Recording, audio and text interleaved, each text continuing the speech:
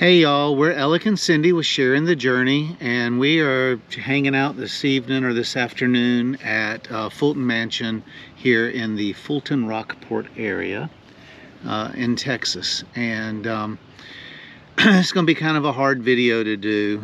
If y'all watched our live stream 2 weeks ago, you'll know that we ended up having to put our precious little Midnight, our Chiweenie, down. And so we want to talk to y'all a little bit about about losing pets and the importance of, when you live full-time on the road, of knowing a good vet in case you need it when you get somewhere, especially if you're going to stay for a while. This is the third or fourth place that we've had to go to a vet. We were using what is the vet that's inside the malls? Banfield. We were using Banfield for a while, but our type of camping, we like not to usually in a city that has them. Right, like so when we were in Montana, we were an hour and 40 minutes from the closest Banfield. Here, I think there's one in Austin, which is 3 hours away. So what we've started doing is, Cindy gets to know the ladies in the office better than I do, but she will talk to people in the campground and find out, what's a good vet, and we'll even call them to kind of see their hours of operation and whatnot, or at least look them up on the internet. So with this particular video, about 2 weeks ago, we had already scoped out the vets in the area, and we found out that oh, mine just went blank. Bay Breeze Animal Clinic, which was about a 6-minute drive from the campground, was where a lady that we worked with in Polson, they were taking their dog there. They actually ended up in the same campground as just guests, long-term winter Texans, and they got their dog, was having some medical issues, which they've had to put down also, and they were using the people over at Bay Breeze. And then the manager of the campground, Cindy didn't know, but I told him their dog's on dialysis, and they were using Bay Breeze. And the only thing we could not find right here in the Rockport Fulton area was an emergency vet. You have to go to Port Aransas or down to Corpus Christi, I think, to get an emergency vet after hours and that sort of thing. So 2 weeks ago, I got up, and Midnight had been having some problems controlling her bowels, which she had never had, but it was never had a problem doing. But it was evident to us that she was having an issue. She was having an issue when I got up that morning, and when Cindy got up about 7:45, and I explained to her what was going on. And at 8 o'clock, she immediately called Bay Breeze when they opened, and Cindy explained to them what was going on, and that Midnight was 13 years old, and that she had never had this problem before. And I thought, from when we had talked to some friends, that she was just had a urinary tract infection. When we got up that morning, it appeared to be more than that. And so we got an appointment first thing in the morning. I think they opened at 8, and they told us to be there at 8:15. Yeah, they worked us in. So Cindy went to work, and I took Midnight to the vet. I figured they would just run some tests and maybe give her a shot or administer some medicine. When we got back there, the really nice doctor, a younger lady, came back and asked if she could take midnight to, after she had checked her gums and her eyes and whatnot, she wanted to take her in the back to get like a fecal sample and that sort of stuff. So she was gone for about 15, maybe 20 minutes, and then she brought Midnight back in with me and said that she had seen some things that concerned her, and that she would like for me to leave Midnight until the close of business, that they were going to put her on an IV and do observation and whatnot. And they were going to run some other blood work and that sort of run thing. some blood work and stuff. And so I said, if you think it's really necessary, then that's fine. She said, yes, she was dehydrated and stuff. Long story short, we went at the end of the day To pick her up.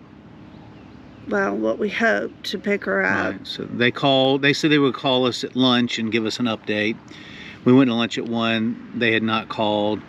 So I called them, and they just said, yeah, we're still running tests. Please come back this evening, and you and your wife, which I thought was a little alarming, because, you know, I took the puppy in, and then they wanted to make sure we were both there. So we went back at, we got off at 4 o'clock.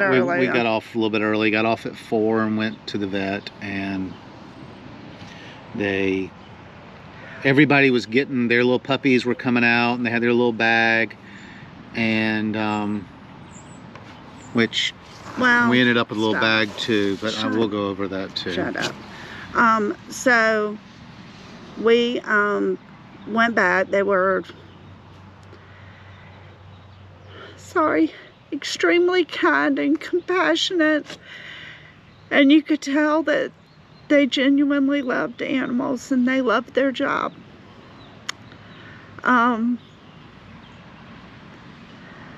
They said that she had a growth near her spleen or kidneys or somewhere, and they couldn't tell if it was attached or not attached. They thought it was probably attached to her spleen, and they just weren't sure. She was in the beginning signs of kidney failure, and all, you know, just a host of things that were going on. And so options are, at 13, as old as she was, she, you know, had hip issues and this and that, was that they could go in. She was definitely showing her age. Right. They could aggressively go in, do exploratory surgery to see exactly what they were looking at, and then we could make decisions after that too. Or, but she said it needed to be done that night. Yeah, she said immediately. You're shaking the whole table. So we decided that at her age that we couldn't put her through that. My heart was going to be broken either way, because I couldn't stand to see her go through all that pain. And that was Cindy's puppy. And so I felt like it was more fair to her to let her go. And I was going to try not to ugly cry on video again, because I did some ugly crying on the last video. But yeah, during the live stream, we both did some super ugly crying. Anyway, so they sat with me. They let me hold her. They let her hold. They were just so during the whole kind procedure. And compassionate to me, and they let us sit with her as long as we wanted to sit with her, and they wrapped her in a cute little blanket and the whole 9 yards. But anyway, we've been through this with other pets before. First time on the road. First time on the road, but we always brought them home. And we had a big yard. We had an island that had a pet cemetery on it. That and that's... all the animals had tombstones, and I mean, because they're all part of our family. And that's where we had buried all of our other dogs, was right there on our piece of property, and it was in a very rural area. So this was the first experience we've had with this, traveling, being on the road. So they asked us a question that neither one of us was prepared with. It's like, okay, do you want to take, after they had done the procedure? No, it was before. Was it before? It's all a blur to me. And it said, you know, are you going to want to take Midnight home with you tonight? And I'm going like, we can't bury her right at in the a campground. You know, we are coming back one more year, but we don't know after that. And or if we wanted to have her cremated, and if we wanted her ashes. And so, because evidently there are people that just walk away from the pet there, they take care of everything, and that's it. I don't know. And so we chose to get her ashes back. We've never done that before. Like I said, we always brought them home and buried them on our farm and had a burial service for them, basically. So they called us and told us her ashes were back. And that's why I've got on a collared shirt. Cindy goes, why are you so dressed up? I said, well, it's kind of like we're going to a funeral. And she goes, oh, you're going to make me cry. And I said, that's not what I'm trying to do. I'm just trying to be somewhat respectful to her memory by wearing a pair of clean shorts and a collared shirt. So we have not looked in the bag. So we got there, and they knew we were coming to get her. And we got there, and the lady behind the desk, you know, can I help you? We told her. And I just thought it was so nice. She could have gone and gotten her and just handed her to us over the counter. And she didn't do that. She came through the side door and came out and personally just stood there and handed her to us, which I thought was very nice. And of course it made me tear up, and I was trying not to. But anyway, so we have her here in this bag. And it looks like they've got a card or something in there. So I thought we'd look at it together. So thought we'd look at the contents of it, of the bag, because there's several things in there. So there's a tag that says Midnight Sharp on it. Very nice. So I'm just gonna... It's got quite a few things in there. So there's a pamphlet about grieving for your pet, which I think is very nice and touching. And one for coping with the loss of your pet. And then there's a card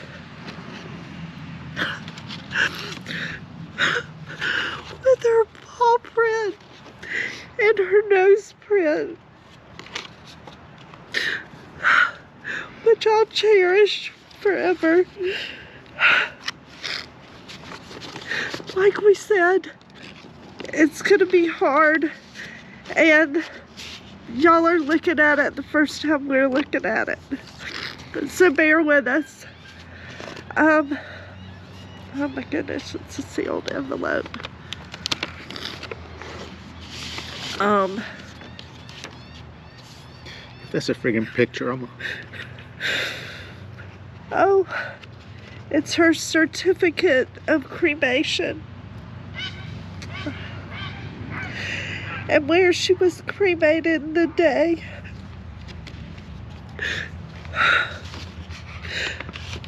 Okay. Just like one of my children's baptism certificates or something. Okay.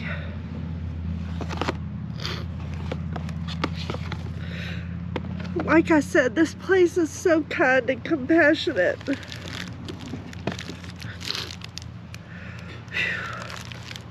So, there's the bag, there's a box. So let's see what this is.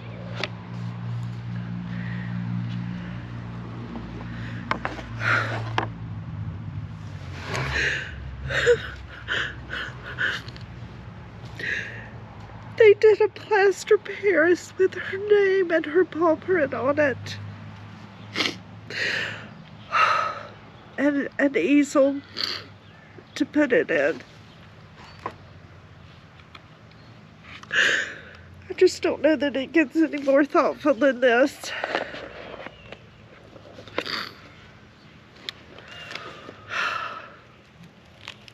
Okay.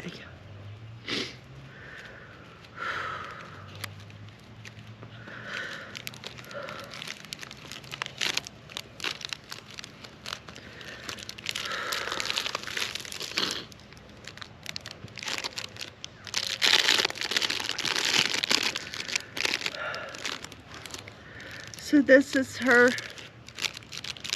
urn. Her ashes are in. I hate to break this label. I'll keep it in the... I don't know.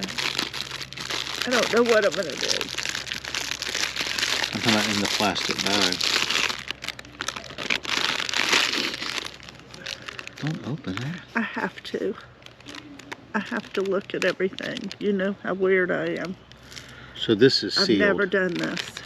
That is sealed. Do not push Yes, that. it is sealed. Okay. Like, do not touch that. He knows how curious I am about everything. So it's got paw prints and everything on it. They did a beautiful job. So make sure that when you're traveling with your pet, that when you arrive to a new community, especially if you're going to be there like winter Texans, like we're here for the winter, that you find... For months. For months. We're here for 6.5 months. That you scope out not only doctors for you in case there's an emergency. As we get older, we have things come up. But that you make sure you have a plan for your pets. And I think with that, we're just going to close the video. I'm sorry it's been an emotional video, but we're sharing our journey. And this is all part of it, guys. Yeah. We still have Chance, our big dog, and Huma, our cat. So we're not alone in the camper. But and Chance is having a tough time. But her presence is, the lack of her presence is visible. No. So next week's video will be a lot more upbeat. Thank y'all for following along and watching the video.